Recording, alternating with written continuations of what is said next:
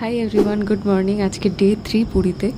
আর এই যে সকালের ভিউটা আমি তোমাদের আবার দেখিয়ে দিলাম। আমি রেডি হয়ে চলে গেছিলাম বিচে, কিন্তু সেদিন আনফর্চুনেটলি এত বৃষ্টি হয়েছে, সকাল সকাল বৃষ্টিতে আমি ছাতার নিচেতেই সমুদ্র দেখেছি। তারপর একটু চা খেলাম, বিচে কাকু কাকিও ছিল, সবার সাথে দেখা করে একটু সময় কাটালাম। এবার ওই যে রিসেন্টলি কটা ভিডিও দেখছিলে না, যে পুরীর সমুদ্র এবং দীঘার সমুদ্রের মাছ ভেসে ভেসে আসছে, তো সেটা তো জানি না সত্যি কিনা, কিন্তু এই জাল থেকে মাছ, এত মাছ ওরা বার করছিল এবং জালগুলো গুছিয়ে গুছিয়ে রাখছিল, আমরা সেটাই দেখছিলাম। তারপর কাকু কাকিকে ছবি তুলে দিচ্ছিলাম, আমরাও ছবি তুলেছি অনেক। তারপর বিচ থেকে উঠে আমরা এসে গেছিলাম বাঙালি বাজারে, কাকু কাকির সাথে আমি ছিলাম।